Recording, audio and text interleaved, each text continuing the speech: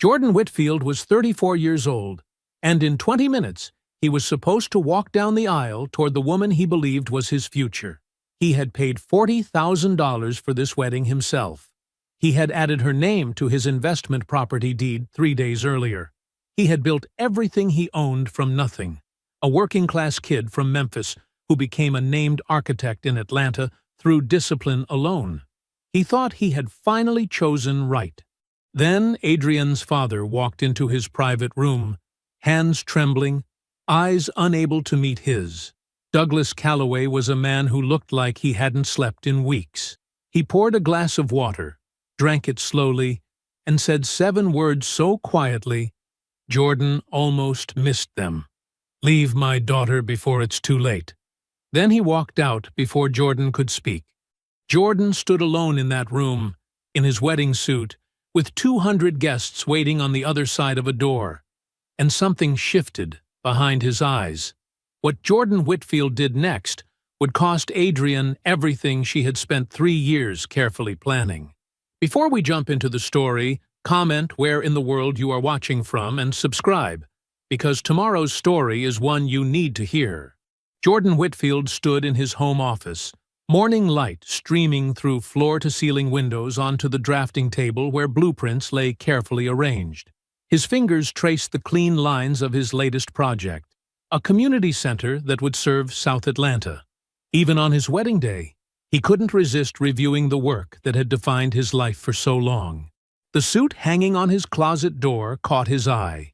Italian wool in deep charcoal, perfectly tailored.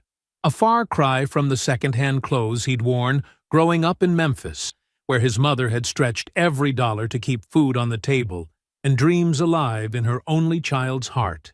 He remembered those early mornings at the kitchen table, mechanical pencil in hand, sketching building designs while his mother got ready for her hospital shift. "Baby," she'd say, adjusting her nurse's uniform, "them drawings gonna take you somewhere if you stay focused." She'd been right. The scholarship to Georgia Tech's architecture program had been his ticket out. While other students went to parties, Jordan spent countless nights in the studio, perfecting every line, every calculation.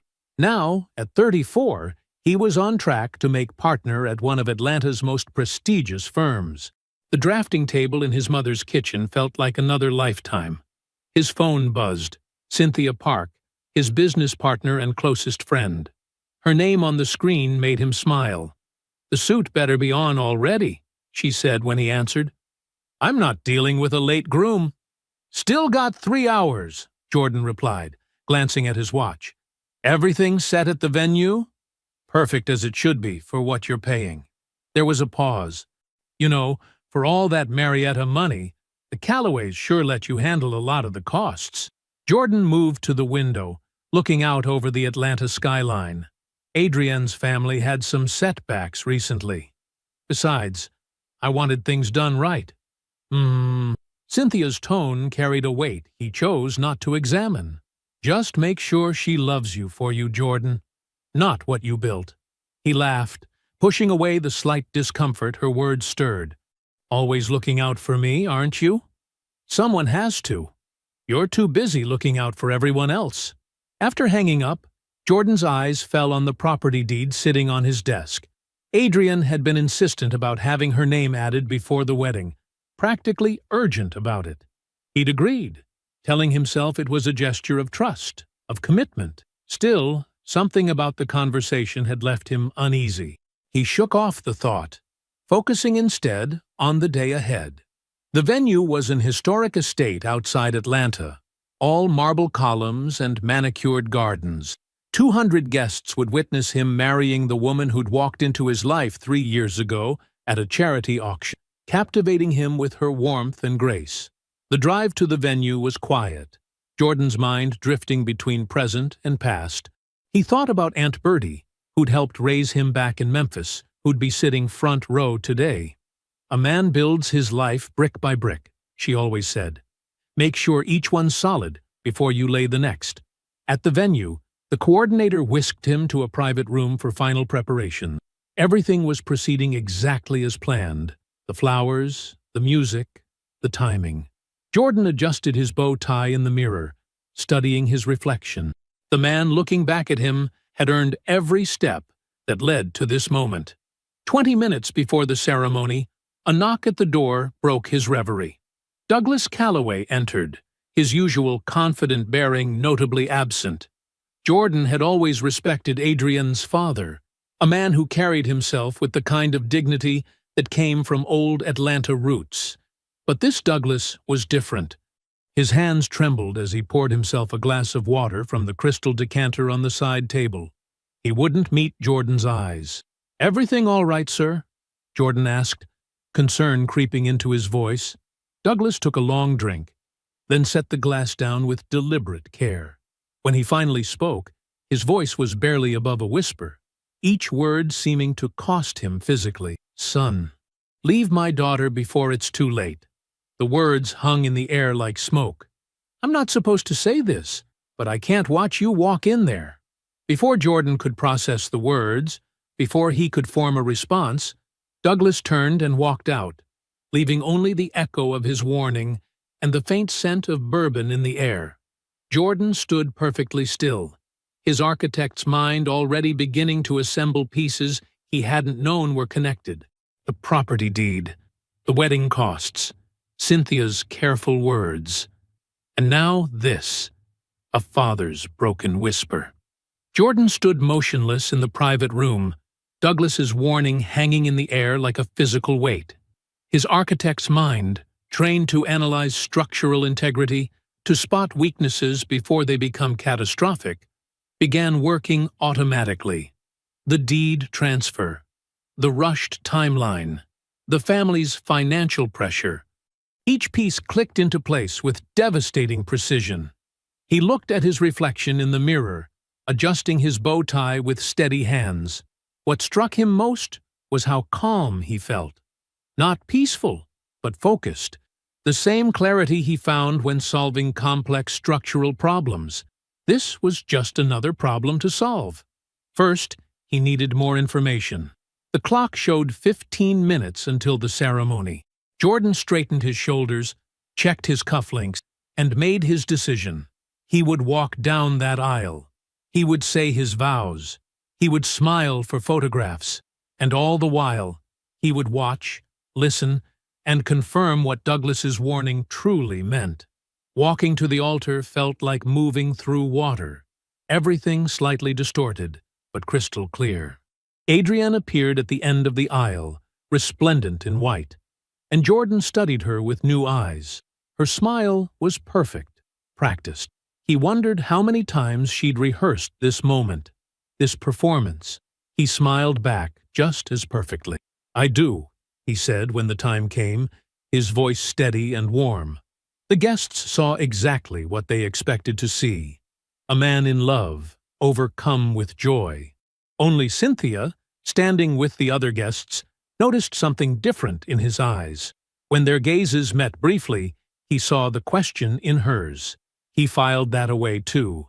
The reception unfolded like a carefully choreographed dance, and Jordan played his part flawlessly. He gave a heartfelt toast that made Adrienne tear up. He laughed at the best man's jokes. He danced with his new wife, holding her close as the photographer captured their first dance. During that dance, he caught Cynthia watching them. Her expression was careful, controlled, but he knew her too well. She'd been trying to tell him something for months, not directly, but in those small moments of hesitation when Adrienne's name came up. Another piece clicked into place. "You look thoughtful," Adrienne murmured against his chest as they swayed. "Just happy," he replied, and felt her relax slightly in his arms. She believed him. Of course she did. She'd never seen him truly angry or hurt. He'd always been the steady one, the patient one. Patient money, perhaps? The thought crystallized something in him. By the time they reached the honeymoon suite, Jordan's mind was operating with architectural precision, measuring twice, cutting once, as his first mentor had taught him. Adrienne fell asleep quickly, the champagne and excitement of the day catching up with her. Jordan waited, listening to her breathing even out. Then he reached for her phone on the nightstand. The messages with Victor Hale weren't even hidden. Why would they be? Jordan had never given her reason to think he'd look. He scrolled back 14 months, reading with the same methodical attention he gave to structural calculations. The truth unfolded in their casual exchanges, their comfortable intimacy. Victor wasn't an ex. He was present, constant, waiting. Their plan emerged in pieces: target a man with assets, establish joint property ownership, engineer a separation, extract maximum value. They'd selected him specifically for his stability, his success, his trusting nature. Patient money, Adrian had written 3 months ago. He's so focused on building things, he never looks too closely at what's happening around him. Mom says that's exactly the type we need. Victor's response: 2 years max. Then you're free, we're set, and your family's problems are solved. He'll never see it coming. Jordan read every message twice, committing key details to memory: dates, times, specific mentions of the property deed, references to future plans. His mind catalogued it all with professional detachment. When he was done, he placed the phone back exactly as he'd found it. He lay down beside his sleeping wife, the woman who'd spent 3 years constructing an elaborate facade, and stared at the ceiling, his body completely still. He thought about Douglas's whispered warning, too late and too weak to be true conscience. He thought about Cynthia's careful attempts to make him look closer. He thought about the deed transfer, sitting in his office like the first crack in a foundation. Most of all, he thought about building.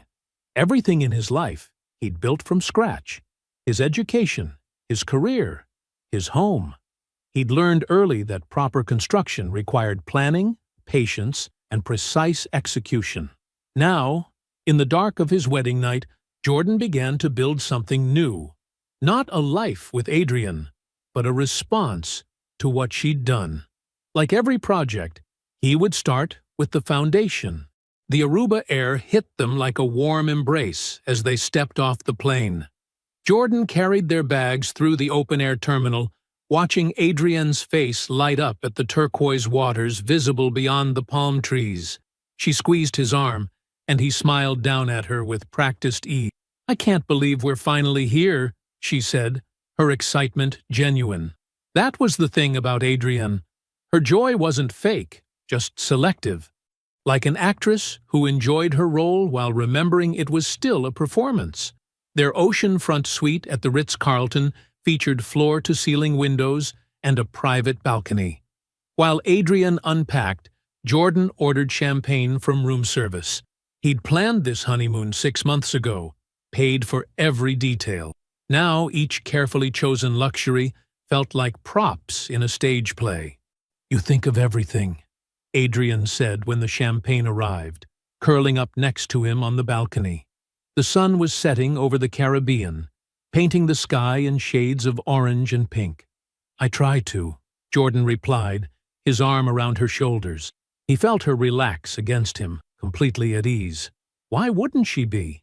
She had no idea that he'd seen the messages, that every gentle touch and loving word now served a different purpose. Over the next 3 days, Jordan maintained his performance with architectural precision.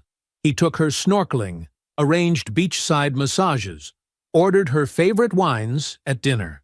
Between activities, he asked the kinds of questions any newlywed might ask about their future together. "Your parents seemed stressed at the wedding," he mentioned casually over breakfast their second morning. "Everything okay?" Adrian stirred her coffee, and Jordan watched the slight shift in her expression, concern layered over calculation. "Actually, I've been meaning to talk to you about that. Mom's been struggling with some financial stuff. The family home needs major repairs, and there are some other issues." She trailed off, letting the silence do its work. Jordan nodded encouragingly, playing his role perfectly. "She'll probably ask to borrow about $80,000 from us," Adrian continued, watching his reaction carefully, "just until they can refinance some things. Would that be okay?" Jordan reached across the table and took her hand. "Of course we'll help family," he said warmly. We're all in this together now. The relief in her smile told him everything. This was exactly the response she'd hoped for. The first step in their planned extraction. He wondered if she was texting Victor about it later, celebrating this small victory. Each night after Adrienne fell asleep, Jordan went to the hotel gym. The space was usually empty at midnight, just him and the steady hum of treadmills. On their third night, he finally made the call he'd been preparing for. Cynthia answered on the second ring, despite the late hour. "Jordan, everything okay?" He started the treadmill, letting the rhythm of his feet ground him. "I need to tell you something, and I need you to just listen first." For the next 20 minutes, he laid it out methodically. Douglas's warning, the messages, Victor, the scheme. His voice remained steady, factual, like he was walking her through construction specifications. The silence that followed was heavy. Finally, Cynthia spoke. "Jordan, I knew something was wrong. The way she'd dodged certain questions, how her stories never quite lined up." "I know," he cut in. "I should have listened. But don't let that matter right now." Another pause. "What do you need?" "Two things. First, I need everything you can find on Victor Hale. Business records, past relationships, patterns. Second, contact Marion at the real estate firm. Tell her we need to review the deed transfer documentation. Say it's for tax purposes." "Consider it done," Cynthia replied. No hesitation. This was why they'd been friends for so long. She understood action over emotion. The remaining days of the honeymoon unfolded like a carefully choreographed dance. Adrienne lounged by the pool, completely relaxed in her seeming victory. Jordan played the attentive husband, while his mind worked on foundation plans for what would come next. On their last morning, they packed unhurriedly. Adrienne chatted about dinner plans with her parents that weekend, already laying groundwork for the loan request. Jordan helped her zip her suitcase, his touches gentle, his smile warm. At the airport, they boarded their flight back to Atlanta. Adrienne took the aisle seat, flipping through a magazine.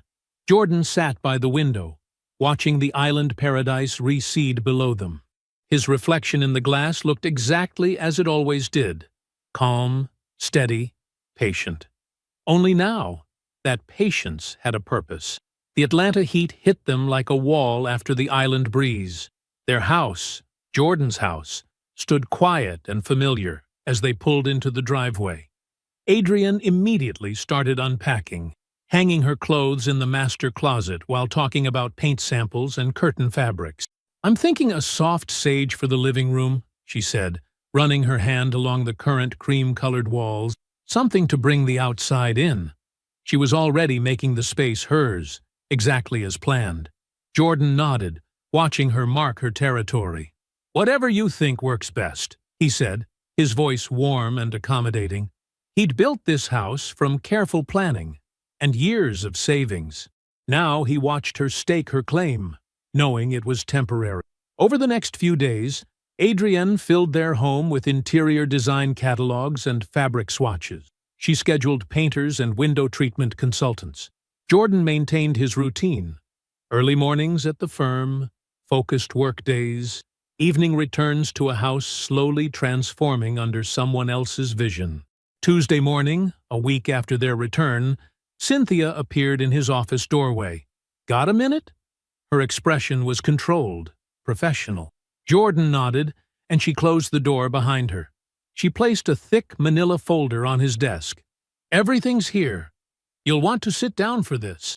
Jordan opened the folder and began reading methodically. Victor Hale's contracting business showed modest success, but his pattern emerged clearly in the documentation. Two women, Rachel Martinez in 2018 and Samantha Cooper in 2020, had married wealthy men, only to divorce within 3 years. Victor appeared in the background of both situations, maintaining connections throughout. "The P.O. box was the first red flag," Cynthia said quietly. "They've shared it since 2021, 8 months before you met her." Jordan's hands remained steady as he turned pages.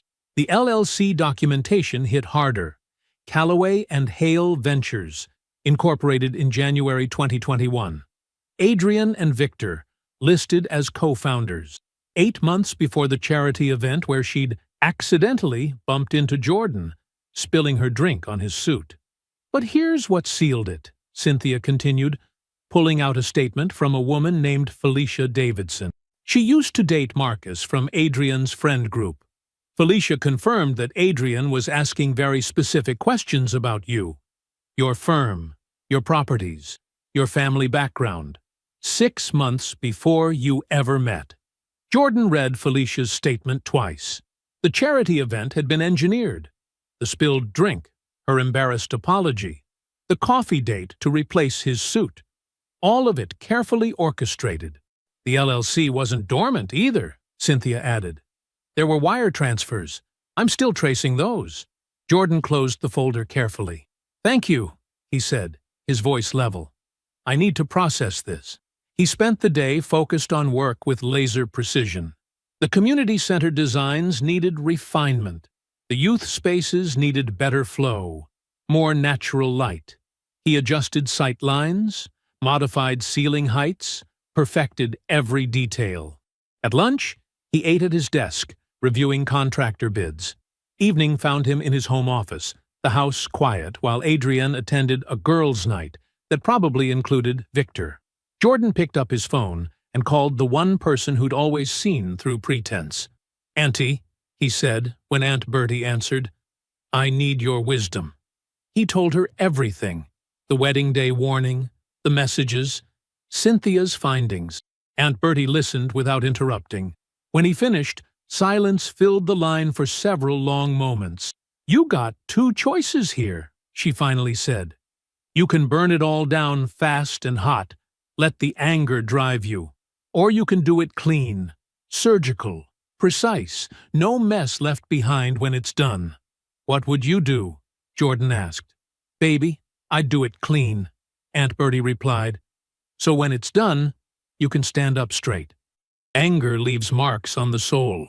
Strategy just leaves lessons learned. Jordan nodded, though she couldn't see him. I hear you, Auntie. I know you do. You always were the kind to think before you move. Don't stop now. After hanging up, Jordan sat at his desk for exactly 5 minutes, letting Aunt Bertie's words settle into his bones. Then he picked up his phone again and dialed the number Cynthia had given him earlier. Patricia Osie's office, a crisp voice answered. This is Jordan Whitfield. I need a confidential consultation with Ms. Osie tomorrow morning if possible. It's regarding a sensitive family law matter. The assistant scheduled him for 8 a.m. Jordan wrote the appointment in his calendar with the same steady hand he used for architectural notations. Then he went upstairs to sleep beside his wife, who would never see him coming. Patricia Osie's office occupied the 10th floor of a sleek Buckhead high-rise. Jordan arrived 15 minutes early, dressed in his usual tailored suit. The receptionist led him to a corner office with floor-to-ceiling windows, where Patricia, a sharp-featured woman in her 50s, stood to greet him. Mr. Whitfield, she said, extending her hand. Cynthia spoke highly of you. Thank you for seeing me so quickly. Jordan took a seat, placing his leather portfolio on the polished desk between them. Patricia settled into her chair, folding her hands. Tell me what we're dealing with. For the next 20 minutes, Jordan laid out the situation with architectural precision. The marriage, the discovery, Cynthia's findings, the LLC, the pattern with Victor. He didn't inflate or emotionalize. He presented facts. Patricia took notes, her expression neutral. When Jordan finished, she looked up. First, let's map your exposure. The investment property deed transfer is our primary vulnerability. When was it executed? 3 weeks before the wedding. Recent enough to challenge on grounds of administrative error or misrepresentation. We'll file a correction immediately. She made another note. Your primary residence? Solely in my name. Never added her. Retirement accounts? The same. Patricia nodded approvingly. Smart. Many clients come to me after joint titling everything. You've given us room to maneuver. She opened a desk drawer and retrieved several forms. We'll start the deed correction today. It's a straightforward filing. Property records show a clear chain of sole ownership before the transfer. We'll cite administrative error and process it without notice requirements since it's restoring original status. Jordan reviewed the correction paperwork as Patricia continued. Now, before any confrontational moves, we need to create a documented paper trail.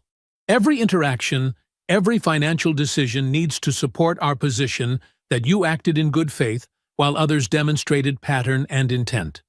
Her mother is about to request an $80,000 loan, Jordan said. Family financial troubles? Patricia's eyes sharpened. Perfect opportunity. We'll draft a formal loan agreement with specific repayment terms and, this is crucial, an acceleration clause triggered by marital dissolution. When they default, which they will, it becomes leverage. They won't read it carefully, Jordan noted. They're desperate for the money. Exactly. People see what they expect to see. Patricia began typing on her laptop. I'll have the loan agreement ready this afternoon. Presented as helpful and professional, just standard documentation for family record keeping. Jordan spent the next hour reviewing additional protection strategies with Patricia. She was thorough, anticipating angles he hadn't considered. By the time he left her office, the deed correction was filed, and the loan agreement was being drafted. 3 days later, Pamela Calloway made her move.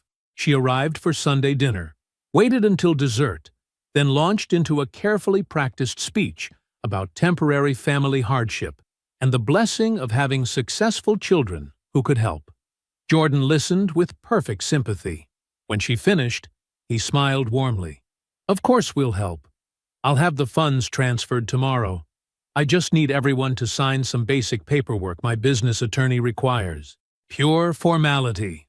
He retrieved the loan agreement Patricia had prepared. Pamela barely glanced at it, too relieved by his easy acquiescence. Douglas signed without reading, his hand shaking slightly. Jordan wondered if he recognized the weight of what he was signing. Adrienne watched the process with casual disinterest, clearly viewing it as her husband's excessive organization at work. None of them noticed the acceleration clause buried in Section 4, Paragraph C. The deed correction processed smoothly the following week. The county recorder's office accepted the administrative error, filing without question, restoring the investment property to Jordan's sole ownership. Adrienne never saw the paperwork. Property records weren't something she monitored. That evening, Jordan sat alone in his home office, reviewing the signed loan agreement. The signatures stood out stark against the white paper. Pamela's flowing script, Douglas's trembling scrawl, Adrienne's casual flourish, all of them signing exactly what he needed them to sign. He placed the agreement in a locked drawer alongside Cynthia's research file, Victor's pattern, the LLC documentation, Felicia's statement. The foundation was set. Each document represented a carefully placed stone in the structure he was building. Like every project he'd ever designed, this one would stand or fall on the strength of its foundation. Jordan closed the drawer and turned the key. The late October evening wrapped Jordan's home in comfortable darkness as guests began arriving for dinner. Adrienne had spent the day preparing. Her specialty, chicken marsala. Fresh flowers arranged just so. Wine breathing on the counter. Jordan watched her fluid movements through the kitchen, noting how at ease she seemed hosting in a home she planned to leave. The doorbell chimed again. Adrienne's smile brightened noticeably as she went to answer it. Jordan heard the warm greeting from his position by the kitchen island, where he was uncorking a second bottle of Cabernet. "Jordan, honey," Adrienne called. "Come meet Victor. He's an old friend I've been meaning to introduce you to." Jordan set down the wine opener and turned, his expression perfectly pleasant. Victor Hale stood in his foyer, tall, well-dressed, projecting easy confidence. This was the man from the messages, the architect of his wife's deception, now extending his hand with practiced charm. "Victor Hale," he said smoothly. "Great to finally meet you. Adrienne's told me wonderful things." Jordan stepped forward, and shook his hand firmly. "Welcome to our home. Can I get you a glass of wine?" The evening unfolded with practiced social grace. 8 guests total, arranged around Jordan's dining table while Adrian served her carefully prepared meal. Jordan engaged easily in conversation, discussing recent projects at the firm, laughing at the right moments, playing the role of contented husband. But he watched. He noticed how Victor's gaze lingered on him a beat too long when others were speaking, assessing, measuring. He caught the subtle shift in Adrienne's posture whenever Victor spoke, a slight angling toward him, an unconscious tell. Most tellingly, he observed the flash of contempt that crossed Victor's face when Jordan mentioned his latest community center project. It was quick, barely perceptible, but it revealed everything about how Victor saw him. A successful man who had built something worth taking, but not smart enough to protect it. Jordan filed that look away carefully. It would matter later. "The chicken is amazing, darling," he told Adrienne as she cleared plates. Her smile was warm, practiced. She touched his shoulder as she passed, a gesture meant to be intimate, now revealed as performance. The guests lingered over coffee and dessert until close to midnight. Victor was the last to leave, his goodbye handshake to Jordan carrying that same subtle edge of superiority. Once the door closed, Adrienne moved through the kitchen cleaning up, humming softly.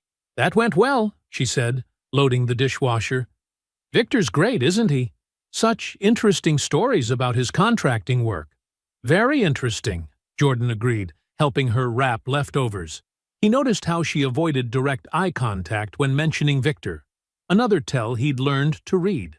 Later, after Adrienne had gone to bed, Jordan sat in his office and made a phone call to a private investigator Cynthia had recommended. He scheduled a meeting for the following morning. The investigator, a former police detective named Marcus, proved efficient. Within 2 weeks, he delivered a manila envelope to Jordan's office. Inside was a series of high-resolution photographs. Adrienne and Victor, at an intimate restaurant in Buckhead, 4 weeks after the wedding. Her hand on his arm, leaning close, speaking in a way that suggested far more than old friendship. The timestamp in the corner was irrefutable. Jordan studied the photos carefully before locking them in his office drawer alongside the growing file of evidence. Each new piece felt like another brick in the wall he was building, not around himself, but around them.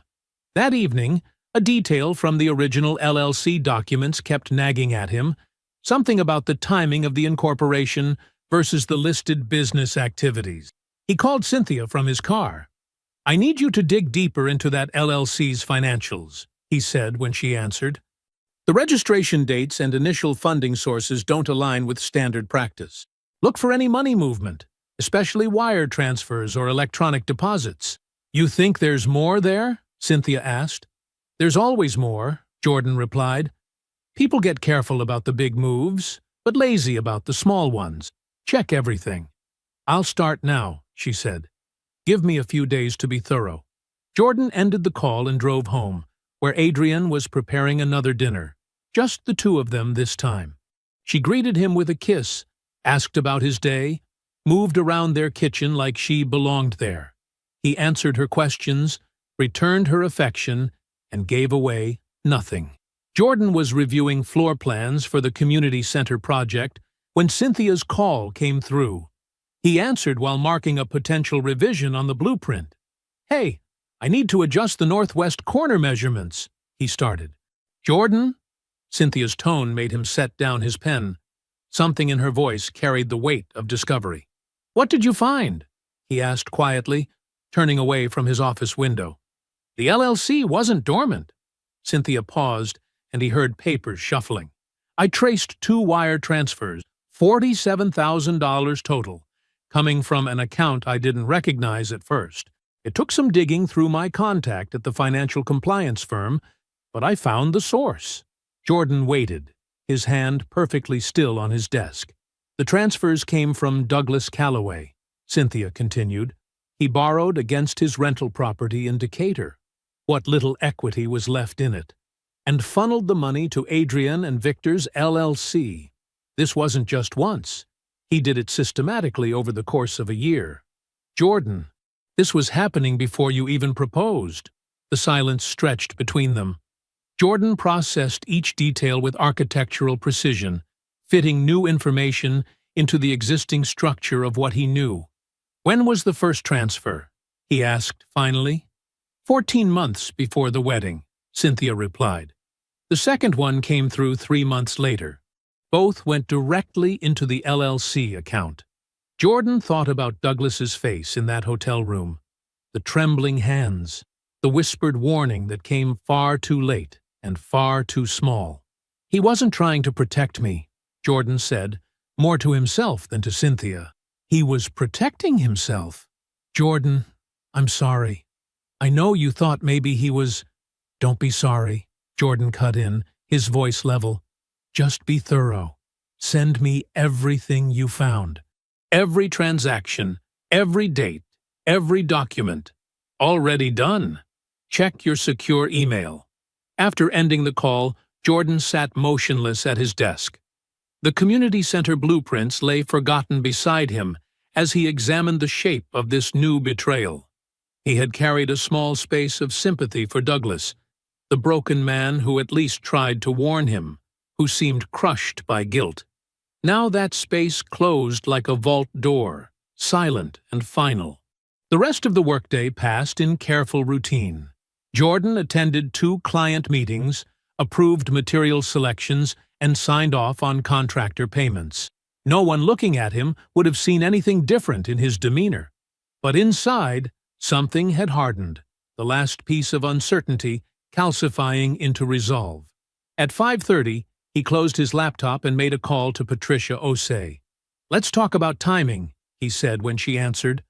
He heard papers rustling on her end. "Everything's in position," Patricia replied. "The deed correction is complete. The loan agreement is properly filed.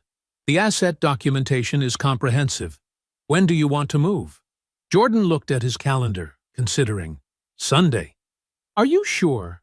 We could take another week to—" "Sunday," he repeated firmly. "Have everything ready."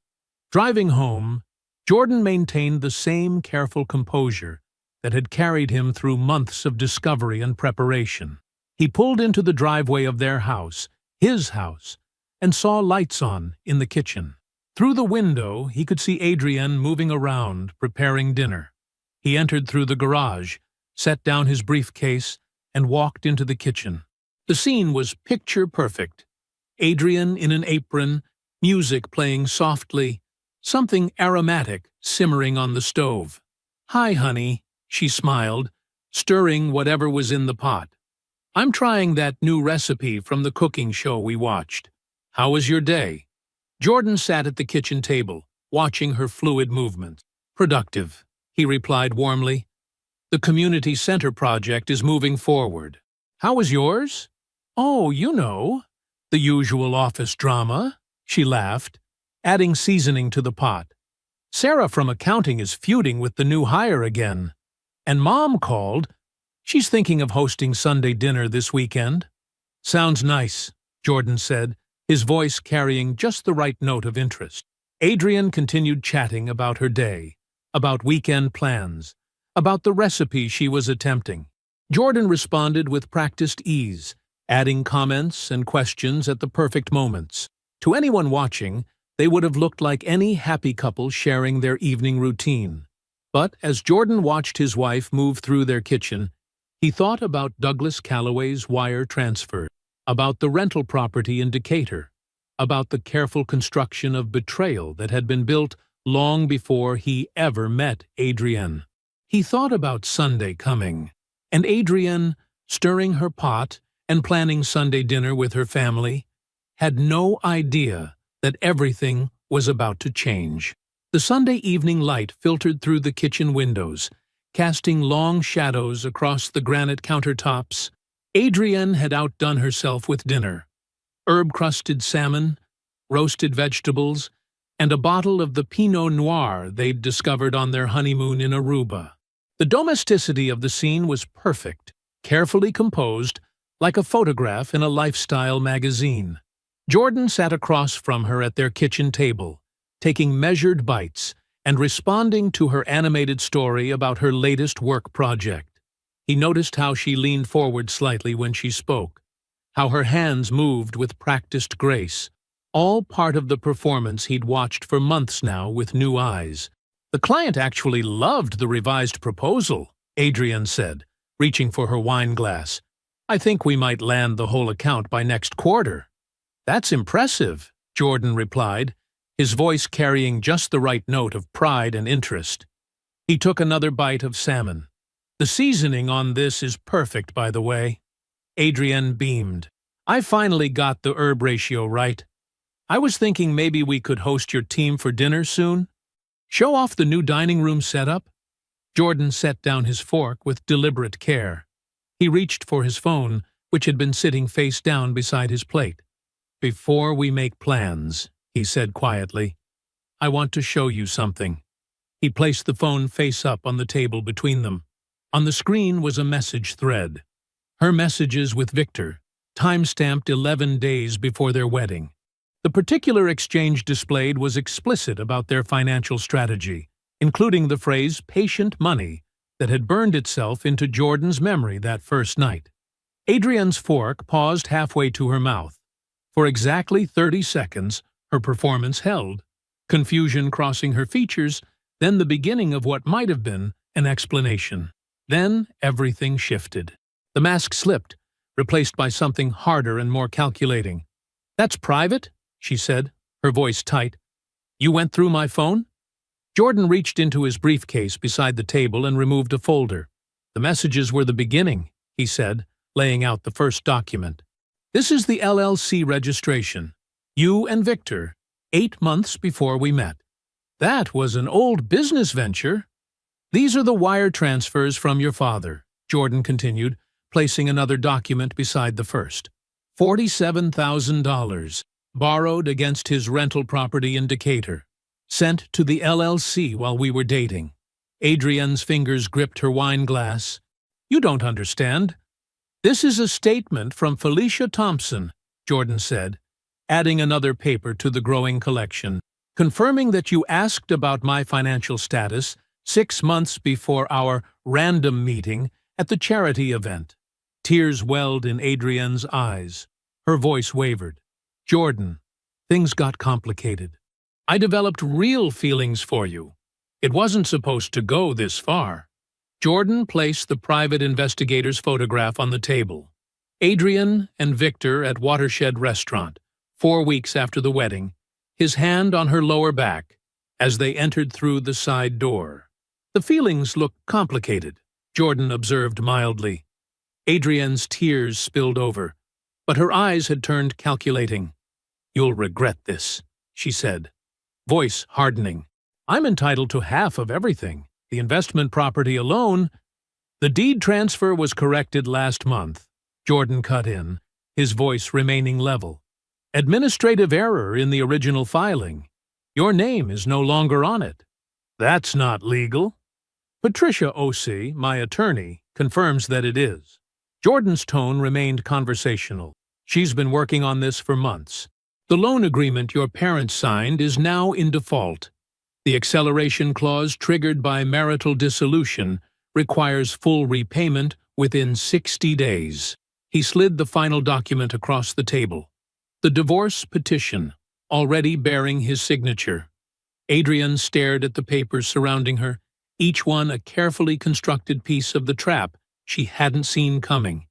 The performance had crumbled completely now, replaced by something between fury and disbelief. "All this time," she whispered. "You were just—" "I was paying attention," Jordan said simply. He stood from the table, his dinner barely touched. "I'm not angry, Adrienne. I'm done. Those are different things." He turned and walked toward the stairs, leaving her sitting at the table surrounded by the evidence of her own miscalculation. The sound of his footsteps on the hardwood was measured and unhurried, like everything else he'd done since that first night with her phone. The autumn sun cast long shadows across the manicured lawn of the Calloway family home in Marietta. Jordan parked his Tesla in the circular driveway, noting how the property's impressive facade masked the financial rot beneath, much like the family itself. 3 days had passed since Adrian moved her belongings out.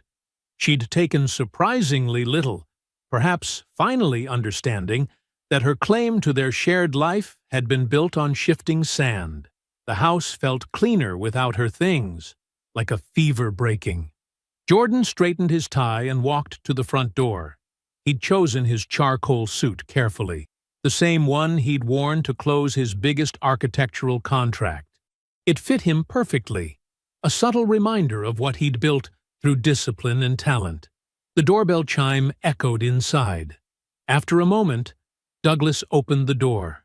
The older man's face went slack with recognition, then tightened with something between shame and fear. "I'd like to speak with both of you," Jordan said quietly. Douglas nodded, stepping back to allow Jordan entry. The foyer opened into a formal living room where Pamela sat rigid on the sofa, her hands clasped in her lap. Her attempt at a gracious smile faltered when she saw Jordan's expression. "Let's sit at the kitchen table," Jordan suggested, not a request. They moved to the kitchen, a bright space with granite countertops and high-end appliances. Jordan noted the Viking range, the Sub-Zero refrigerator. Appearances mattered deeply in this house, even as the foundation crumbled. Jordan took a seat across from them. The morning light streamed through windows that overlooked an expertly landscaped backyard. This was the table where they'd likely planned it all, the strategic targeting of a successful black architect who'd be too grateful for their daughter's attention to look closely at the mechanics. "I know about the LLC," Jordan began, his voice measured and clear. "The one Adrian formed with Victor 8 months before she approached me." Pamela's fingers twitched against the table's surface. Douglas stared at his hands. "I know about the wire transfers, Douglas," Jordan continued. $47,000 from your Decatur rental property, funneled through that same LLC. The timing is interesting. Regular payments while your daughter was positioning herself in my life. Douglas's shoulders hunched slightly, but he said nothing. Jordan removed the loan agreement from his briefcase and placed it on the table. The crisp legal document seemed to hum with potential energy. "This agreement," Jordan said, tapping it with one finger, "contains an acceleration clause triggered by marital dissolution. The full $80,000 is due within 60 days. He paused, letting that sink in. "If payment isn't received, the matter goes to a collections attorney. Patricia Osei has the paperwork ready." Pamela's face flushed. She opened her mouth to speak, but Jordan raised one hand, a calm, definitive gesture. She closed her mouth, perhaps recognizing that her usual tactics would find no purchase here. The kitchen fell silent except for the soft ticking of an expensive wall clock. Douglas continued to study his hands, his shame a palpable thing. Pamela's breathing had grown shallow, her carefully maintained composure cracking around the edges. Jordan stood, straightening his suit jacket. He'd said what needed saying about the money, but there was one more thing, not about the legal consequences, but about the weight they'd have to carry. At the door, he turned back. His voice remained level, but carried an edge of steel earned through years of being underestimated. "I came from nothing and built everything with my own hands. You looked at what I built and thought I wouldn't notice you picking the locks. That's what you'll carry. Not what you lost, what you thought of me." He walked out without waiting for a response, his footsteps echoing on the herringbone brick path. The morning air felt clean and sharp in his lungs. Behind the wheel of his Tesla, Jordan pressed the start button and felt the quiet hum of powerful engineering. He pulled away from the Callaway home without a backward glance, leaving Marietta and its carefully maintained facades behind.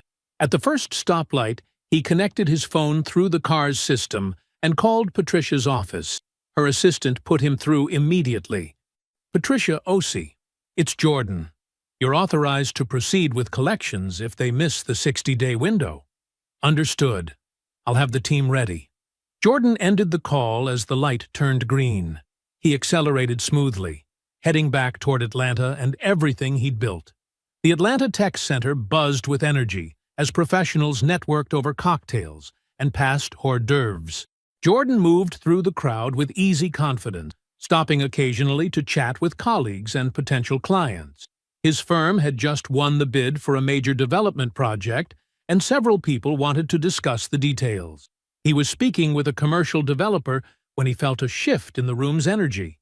Victor Hale had arrived, working the crowd with the smooth charm of someone who believed deeply in his own immunity. Jordan continued his conversation, knowing it was only a matter of time before Victor made his move. 20 minutes later, it happened. Jordan was at the bar getting a club soda when Victor materialized beside him, ordering a Scotch neat with the casual air of someone who belonged exactly where he was. "Jordan Whitfield," Victor said, his smile practiced and sharp. "Been a while." Jordan turned slightly, his expression neutral. "Victor, heard about your firm's success," Victor continued, clearly enjoying himself. "Must be satisfying, focusing on work without distractions." The bartender delivered their drinks. Jordan took a slow sip of his club soda, letting Victor fill the silence. "Speaking of distractions," Victor said, his voice dropping conspiratorially, "Adrienne and I have been reconnecting, getting back to where we should have been all along." He watched Jordan's face carefully, hungry for any sign of pain or jealousy. Jordan set his glass down deliberately. "That's nice." Victor's smile flickered at Jordan's calm. He pressed harder. "She tells me the divorce terms weren't quite what she hoped for. Shame how these things work out sometimes. Is that what brings you over here, Victor? Sharing relationship updates? Just making conversation. We're all professionals here." Victor's tone dripped with false sincerity. Jordan turned to face him fully now. "Actually, I'm glad you came over. There's something you should know." His voice remained quiet, measured. "I've spoken with both women. The ones before, Adrienne." The change in Victor's expression was subtle, but unmistakable. A tightening around the eyes, a slight tension in his jaw. One of them in particular, Tressa from Buckhead. She's quite thorough. Being an accountant, she documented everything. The targeted introduction, the financial manipulation, the $60,000 you extracted. Jordan took another sip of his club soda. "She's been waiting for something specific." Victor's knuckles whitened around his Scotch glass. "Waiting for what?" "A pattern," Jordan said simply. "Her attorney advised her that 2 incidents could be dismissed as coincidence. But 3? He shook his head. "3 is a pattern, Vic. Have a good evening." Jordan walked away, leaving Victor frozen at the bar. He made his way through the crowd, shaking a few more hands, and left the event exactly when he'd planned to. 7 months passed like clockwork. The divorce finalized with Adrienne receiving far less than she'd anticipated. Her attorney visibly frustrated by how thoroughly Jordan had protected his asset. The Calloway family home appeared on real estate listings, its carefully maintained facade unable to halt their financial unraveling. Tressa's civil fraud complaint hit Victor like a precision strike. The documentation was meticulous, the pattern clear, the legal strategy refined through years of preparation. Other women came forward. Victor's carefully constructed world began to crack. 2 years flowed by. Jordan's firm thrived, his reputation for excellence and integrity drawing high-profile clients. The groundbreaking ceremony for his affordable housing development in southwest Atlanta marked a personal triumph. 200 families would build their futures there, each home a testament to what could be built from honest foundation. His personal life settled into something real and unguarded. The woman he was dating asked him once, over dinner at a small Italian place, what he wanted from life. He told her the truth, about building things that last, about integrity as a practice, about the difference between success and worth. She didn't flinch or perform understanding. She simply nodded and asked better questions. One evening, driving home from a client meeting, Jordan found himself on a familiar street in Marietta. He didn't slow down. The memory of Douglas's shaking hands in that hotel room surfaced briefly. The whispered warning that came too late and too small. I left, Douglas, he thought, hands steady on the wheel. Just not the way you meant. The street disappeared in his rearview mirror as he drove on. Forward, clean, and free. I hope you enjoyed that one. Be sure to like the video and subscribe so you don't miss the next story. I've picked out 2 more for you that I think you'll really like.